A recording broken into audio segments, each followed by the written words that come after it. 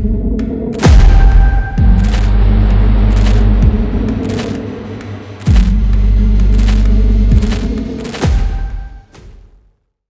किसी राज्य में अचानक पुलिस एनकाउंटर तेज हो जाए, माफियाओं की लिस्ट निकलने लगे, करोड़ों की संपत्ति जब्त करने की तैयारी हो और उसी दौरान एक खास सामाजिक समूह का नाम बार बार सामने आए, तो क्या यह सिर्फ संयोग माना जाएगा या फिर इसके पीछे कोई राजनीति छिपी हुई है? चलिए हम आपको विस्तार से बताते हैं।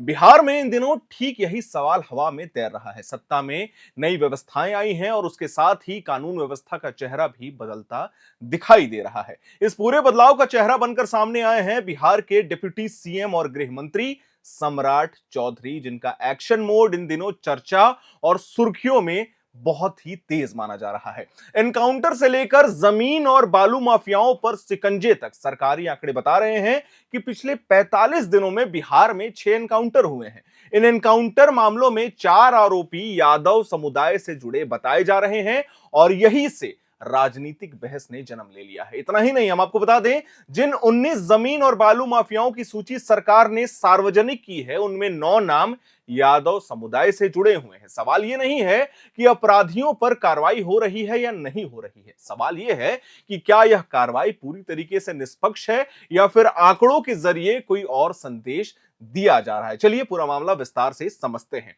इन सवालों के बीच सबसे पहले जरूरी यह है कि हम सम्राट चौधरी के उन बयानों को समझे जिसने यह पूरा एक्शन मोड आकार लेता दिखाई दे रहा है। सम्राट चौधरी ने साफ शब्दों में कहा था कि बिहार में किसी भी तरह का माफिया हो, चाहे वो बालू माफिया हो, शराब माफिया हो या जमीन माफिया, सभी पर सख्त कार्रवाई होगी, स्पीडी ट्रायल चलाए जाएंगे और पुलिस अभियान तेज किया जाएगा, और यही शायद दिखाई भी दे रहा है। इसके बाद उन्होंने कहा कि अपराधियों के लिए बिहार नहीं है, उन्हें बिहार से बाहर जाना ही होगा। तीसरे बयान में उन्होंने और तीखी भाषा का इस्तेमाल करते हुए कहा कि अगर अपराधी खुद नहीं भागेंगे तो 3 महीने के अंदर, गौर करिएगा, 3 महीने के अंदर उन्हें बिहार छोड़ने पर मजबूर कर दिया जाएगा, क्योंकि बिहार को सुशासन चाहिए। जो जंगल राज बिहार लगातार देख रहा है उसे परिवर्तित होना होगा। अब सवाल उठता है कि क्या यह बयान सिर्फ राजनीतिक बयानबाजी है या फिर जमीन पर कुछ वाकई बदल रहा है। हम आपको बता दें, सरकारी आंकड़े बताते हैं कि इस बार कार्रवाई सिर्फ गिरफ्तारी तक सीमित नहीं रह गई है बिहार में, बल्कि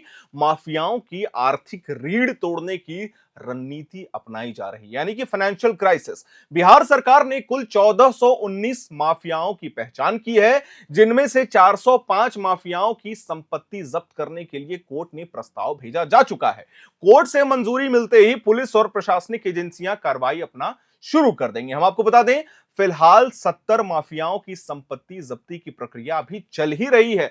सरकार की सबसे पैनी नजर उन जमीन माफियाओं पर है जिन्होंने गलत तरीके से जमीन हड़पी है, फर्जी कागजात के सहारे जमीन बेची है और अवैध लेन देन के जरिए करोड़ों की संपत्ति खड़ी की है।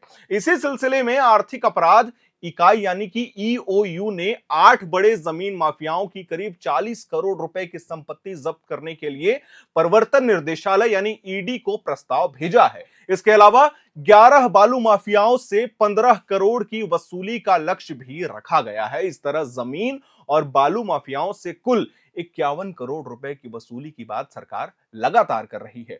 ईओयू और डीआईजी मानवजीत सिंह ढिल्लों के अनुसार हर जिले के डीएम से जमीन और बालू माफियाओं की पूरी कुंडली मंगाई गई है। हम आपको बता दें, यह पता लगाया गया है कि इन माफियाओं ने जमीन हड़पने, जाली दस्तावेज तैयार करने और अवैध बालू कारोबार में कितनी कमाई की है और अब तक उनकी कितनी कुल संपत्ति जमा है। हम आपको बता दें, उनकी संपत्ति कहां कहां है, कितने और किसके नाम पर है, किन परिवार के सदस्यों के नाम पर है, इसका पूरा ब्यौरा तैयार किया गया है। हर काम में राजस्व विभाग, परिवहन विभाग, बैंक और अन्य एजेंसियों की मदद भी लगातार ली जा रही है। डीआईजी के मुताबिक इनमें से अधिकतर माफिया फिलहाल जमानत पर बाहर है, इसीलिए अब मनी लॉन्ड्रिंग कानून यानी पीएमएलए के तहत कार्रवाई की तैयारी की गई है और मामले जो है वो ईडी को सौंप दिए गए हैं। इसी बीच 19 जमीन और बालू माफियाओं की सूची में एक नाम ऐसा है जिसने इस पूरे मामले को और ज्यादा राजनीतिक रंग दे दिया है। यह नाम है पिंकू यादव, जो आरजेडी के पूर्व विधायक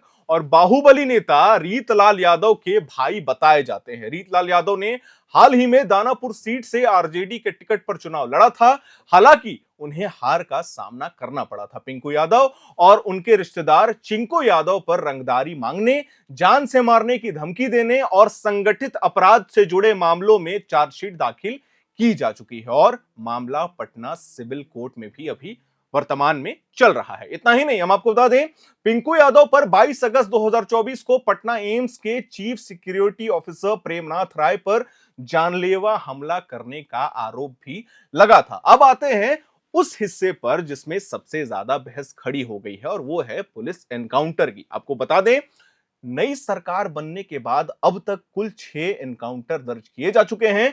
2 जनवरी 2026 को पटना पुलिस और एसटीएफ ने 25,000 के इनामी कुख्यात कॉन्ट्रैक्टर किलर मैनेजर राय को एनकाउंटर के बाद गिरफ्तार किया, जिससे उसके पैर में गोली लगी थी। 31 दिसंबर 2025 को बेगूसराय के तेघड़ा इलाके में पुलिस मुठभेड़ में 50,000 के इनामी नक्सली दयानंद मालाकार उर्फ छोटू मारा गया। 18 दिसंबर 2025 को छपरा के एक डॉक्टर के अपहरण की कोशिश के मामले में आरोपी सोनू राय और रंजन राय एनकाउंटर में घायल हो जाते हैं।